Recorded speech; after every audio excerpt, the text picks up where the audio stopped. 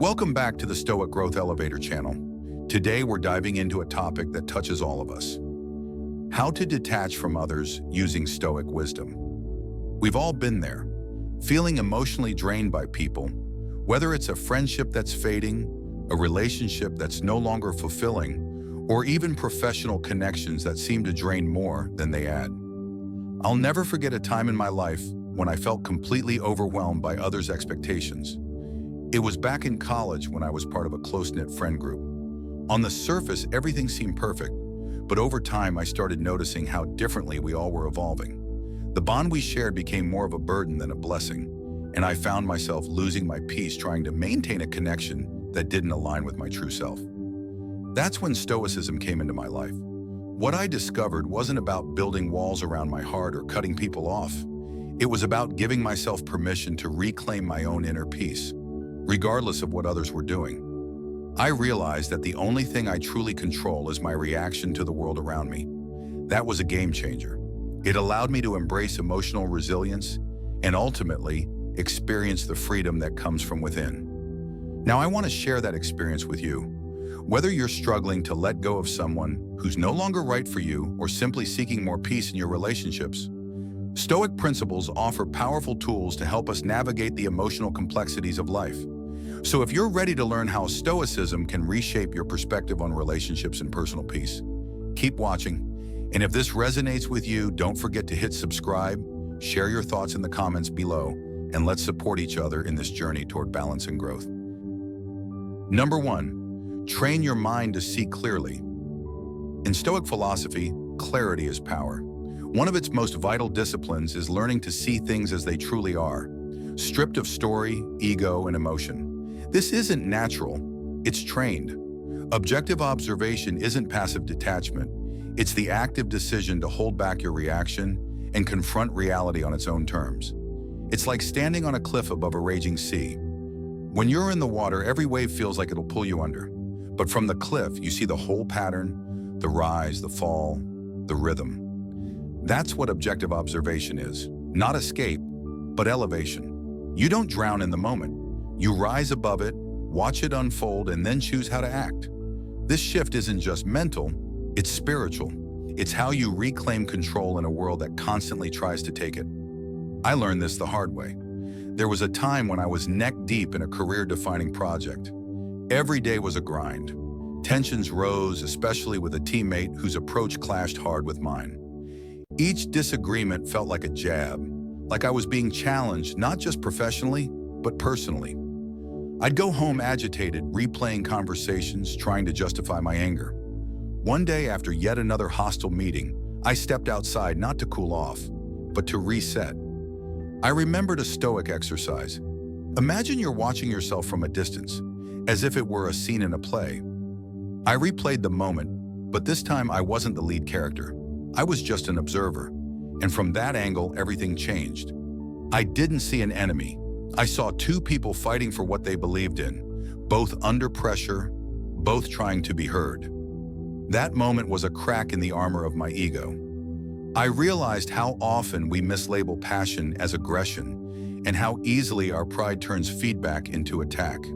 From then on, I began training myself to pause, to break the link between stimulus and reaction. Not to be cold, but to be deliberate. That's what Stoicism demands. Not that you feel less, but that you choose when and how to feel it. This doesn't just apply to conflict.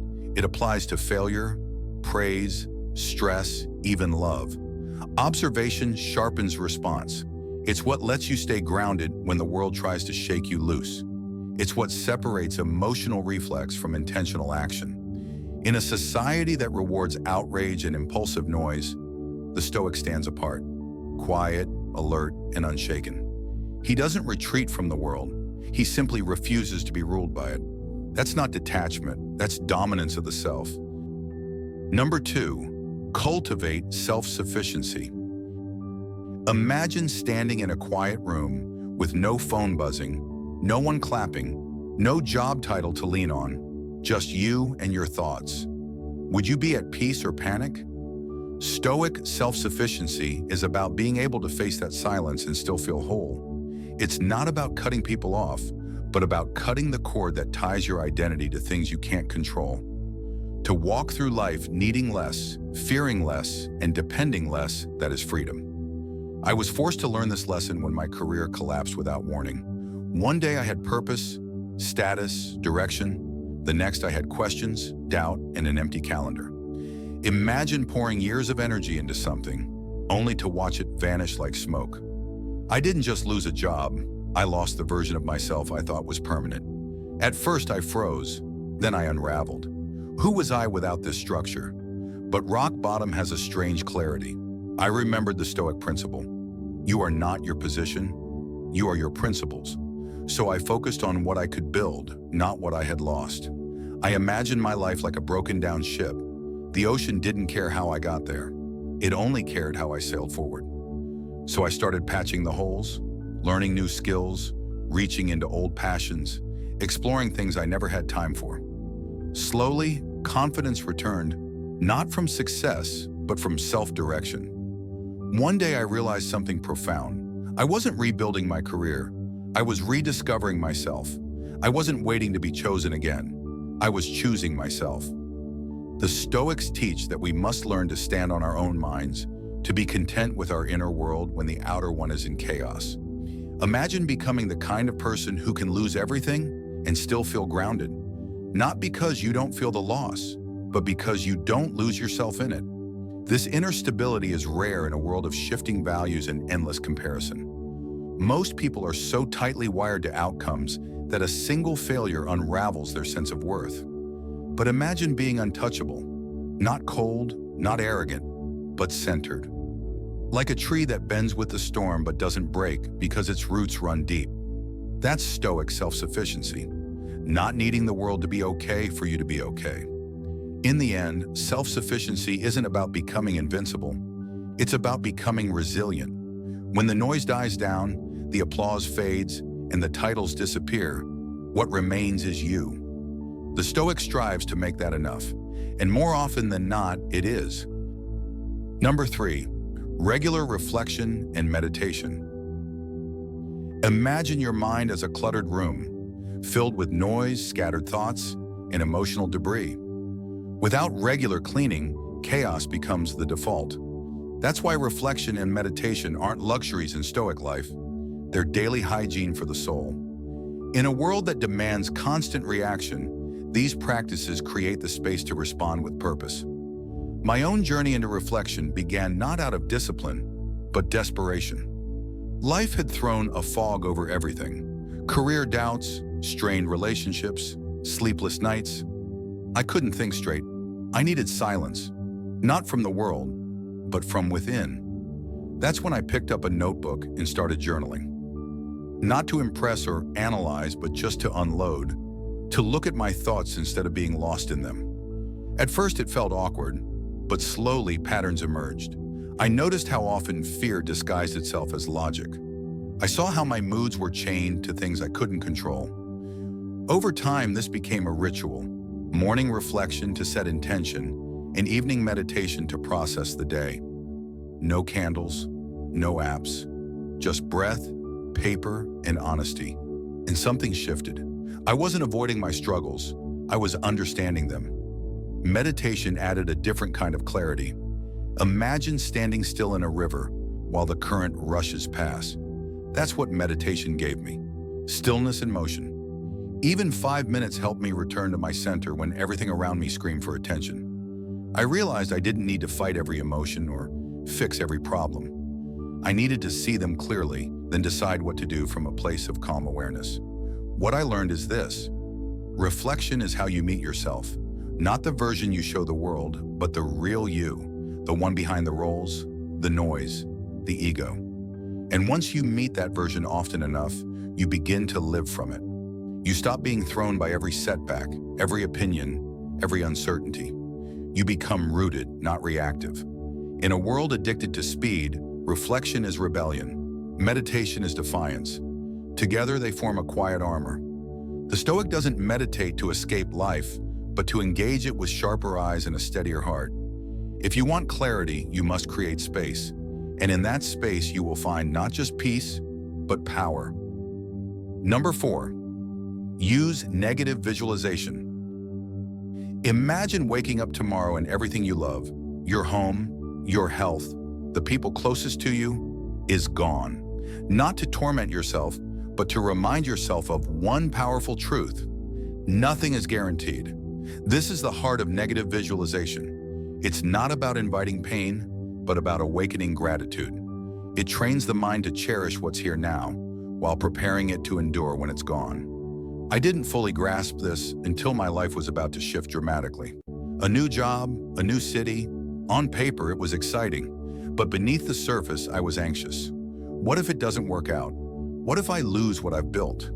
Instead of pushing those thoughts away, I leaned into them. I sat in silence and pictured the move failing. I imagined loneliness, rejection, disappointment. It was uncomfortable, but also liberating. Strangely, that exercise didn't increase my fear. It softened it. I began to see that even if everything went wrong, I'd still have myself, my values, my discipline, my ability to begin again. Negative visualization didn't predict failure. It made me fearless in the face of it. It stripped life of its illusions and showed me what truly mattered. The ability to endure, to adapt, to keep going when plans fall apart. This Stoic practice flips our modern obsession with positivity on its head. Instead of chasing constant reassurance, it builds inner strength by simulating loss. Imagine mentally rehearsing hardship, not to suffer in advance, but to train your spirit to remain steady when storms come. You're not hoping for pain, but you're not blindsided by it either. And here's the paradox. By imagining what life would be like without what you love, you begin to love it more. You eat slower. You hold people closer. You stop sleepwalking through your blessings. Negative visualization isn't morbid. It's awakening. It reminds you that nothing is promised, so everything is precious. Ask yourself, what if I lost it all today? The job, the health, the people. Could you still stand? Could you still live with courage, with purpose? The Stoics asked these questions not to despair, but to sharpen their appreciation for what they had, and to build a soul that wouldn't shatter if fate turned cruel. You don't have to fear the worst if you've already faced it in your mind. That's the strength of this practice. It teaches you to live not in fear of loss, but in full awareness of life's fragile, fleeting beauty. Number 5, focus on what you can control. We suffer more in imagination than in reality. Seneca. One of the most liberating truths in Stoic philosophy is this: focus only on what lies within your control. Life constantly throws challenges, uncertainties, and obstacles our way. But peace comes from understanding what you can actually influence and what you can't. Instead of wasting energy on the uncontrollable, the Stoic directs their efforts towards what is within their power, how they act, how they respond, and the mindset they choose to cultivate. There are countless things in life that are beyond our reach. We can't control other people's actions, their thoughts, or their decisions.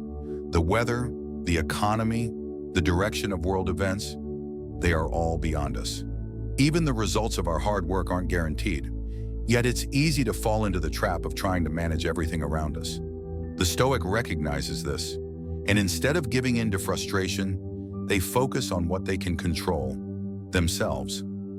What you can control are your reactions. Life doesn't always go as planned, but you have the power to decide how you respond to it. When faced with adversity, you can choose whether to remain calm or to let your emotions take over. Your effort is yours to give. No matter the outcome, your dedication and hard work are within your control. And perhaps most importantly, you control your perspective. Every challenge presents an opportunity for growth, and you decide how to interpret it. Take a moment to reflect on the times you felt defeated. Maybe you worked hard on a project only to see it fail. It's easy to feel as if all your effort was wasted. But here's the Stoic approach. You can't change the outcome, but you can control how you respond. You can choose to see the failure as a lesson, as a stepping stone for improvement. The focus shifts from the uncontrollable result to what you do next, how you learn, how you move forward. This practice of focusing on what's within your control is freeing. It's not about giving up or resigning yourself to fate. It's about being present and active in the things you can change. When you let go of the need to control everything around you, you make room for inner peace. You stop fighting against the current, and instead, you learn to navigate it with intention. True freedom isn't about making life bend to your will. It's about having the strength to bend to life's circumstances. When you stop trying to control everything, you become more capable of controlling the one thing that matters most, your inner world. That's where true peace is found.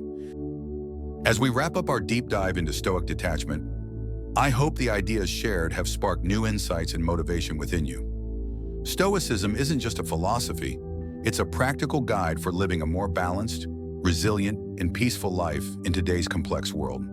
No matter what challenges you're facing, whether in relationships, work, or your personal journey, Stoicism offers powerful tools to help you cultivate emotional resilience and find fulfillment from within.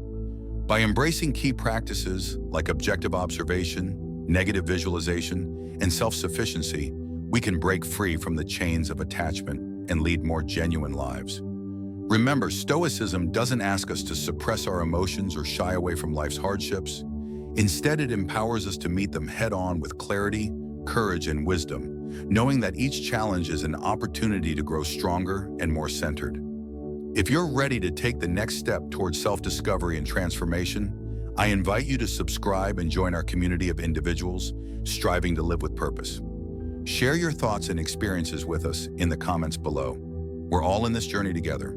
Thank you for watching, and until we meet again, may the teachings of Stoicism bring you peace, resilience, and strength. Take care.